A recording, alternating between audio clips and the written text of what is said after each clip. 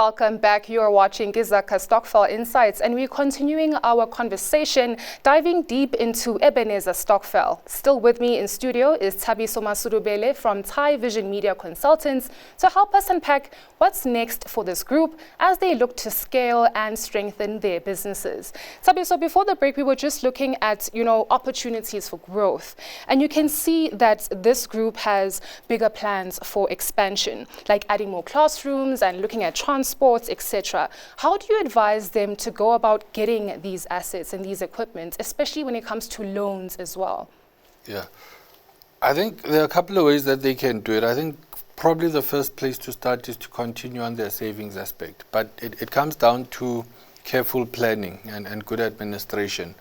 They've started off very well, at least the ECD centers are up and running. So one of the things where people get stuck is that you first need to identify a goal. So you've got all these great dreams. You need a transport, you need to add classrooms, and so you can't do it all at the same time. So you've got to then identify where to start. So, and it's got to be a common vision where maybe everyone says, let's start with adding more classrooms because the demand is great. Even deciding on adding more classrooms, it needs to be something that's well thought through. So they've got to go to every ECD for every member and then look at the surroundings and then make sure that there's a demand from every area for that for every ECD, so that in this particular community they know that if they add another classroom, that classroom will be packed. If they add another classroom, so you don't want to be adding an asset that's not going to work for you, I think is the long and the short of it. They then need to look at what are all the other assets and which one is easier to achieve.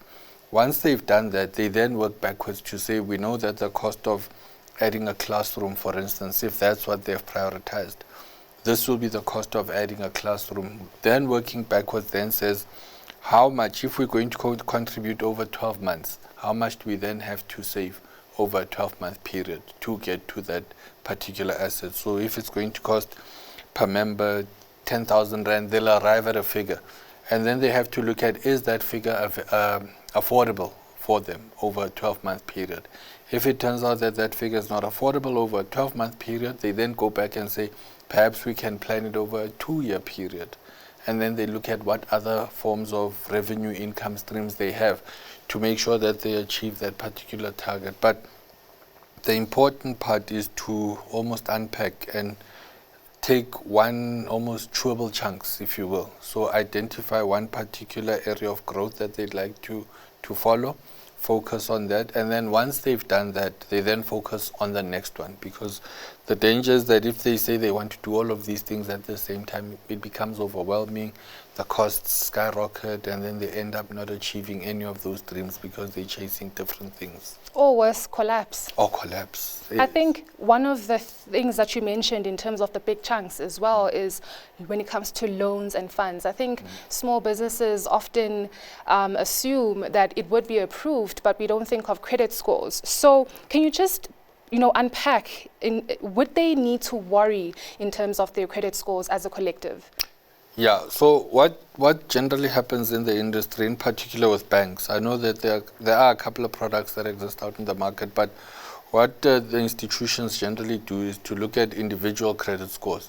So there's this notion of hiding behind the group credit score. It's not something that's going to be possible. So for instance, if you've got a group of 10 members and all 10, they aren't credit worthy, it's going to be very difficult, if not impossible, to get a loan from a financial institution. The other thing that institutions look at is things like collateral. What type of assets can you put up as security for that loan? So there's quite a lot to look at. So if, for instance, you've got an ECD center, you then have a look at how is it registered. If it's properly registered, what are the assets that you have? Because those assets are then what you're going to put up as collateral and security for taking up that particular loan. But we know that it's extremely difficult to get a loan in South Africa as a small business, particularly if you're in something like ECD, and they mentioned that sometimes parents don't pay and they've got cash flow issues. So all those things put together, they do then create a bit of a problem in terms of getting to loans. But it does remain possible in the event that their credit scores, if maybe out of 10, 5 have a good credit score, then maybe those 5 can then go and try to apply for a loan, but they have to make sure that the admin is intact. such that the whole group agrees that the 5 will be responsible for securing the loan. But in terms of the loan repayment, they have to then include it in their constitution that the responsibility of repaying the loan falls on the shoulders of all 10 members, not just the 5. And then the loan, when it does come, they also have to make sure that it's used for the intended purpose, so that once the money, money is a strange thing. Once it hits the bank, different priorities start coming up. So there has to be that discipline to say, we got a loan to do this particular thing. And they have to stick to that plan and make sure that the loan works for what it was intended for. I don't know, Tabi. So I'm not liking the probabilities and the odds here as well. And I don't know if you agree with me, but it seems like the government not formalizing the sector as well helps to, increase these challenges even further. Absolutely, absolutely. I think that's one of the challenges that Stokvels face, recognition from government. I think financial institutions have their particular way of working. So you've got government institutions that have been formulated to almost bypass, for lack of a better word, the requirements that would be required by a normal financial institution. So you've got provincial development agencies which do offer loans. But I think those agencies haven't necessarily looked at this particular sector. So for instance, in Gauteng, you've got the Gauteng Enterprise Propeller, which is an agency of government which provides loans to small businesses.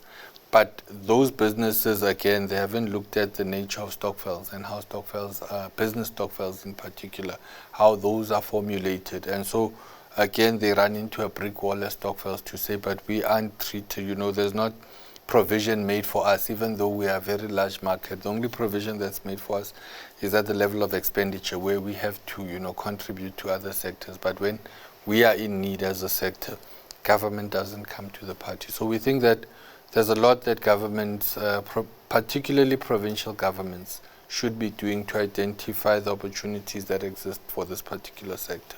We don't have enough time, but just looking at ways of avoiding that loan shark and looking at other avenues of increasing capital. And you're always talking about diversification as well. So let's just say that they want to invest in property and it's multifunctional and multi-purpose. How do they go about that?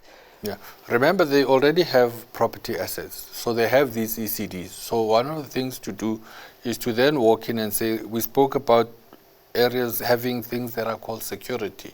So having these ECD things, you then have to get your admin in order. By that we mean under who is that particular asset registered. So you might find that, the issue of title deed. If you've got an ECD center in a family home, for instance, who does the asset belong to? So it gets quite tricky in the sense that you might find that it's a family home. So the title deed sits with one family member or the mother or the father. But then the business license then sits with the individual who's a tenant, who's not necessarily the owner of the asset. So you have to then unpack and say, each individual member of the Stokvel, what's your situation? Do you own this asset that you've built as the infrastructure? Do you have what's called asset register? So they then have to look at that. And we think that if they really go look into that, there are some assets that they can put down which will in the long run be helpful to them when they start engaging with financial institutions. Well, that's all we have for today. If you're a part of a Stokvel like Ebenezer and would like support on anything we have covered on this episode, or if there's a topic that you'd like us to explore, please don't hesitate to reach out to Thai Vision Media Consultants using the contact details on this screen. Now, until next time, please take care and goodbye. This program is brought to you by Thai Vision Media, helping Stokvels and burial societies reach their goals.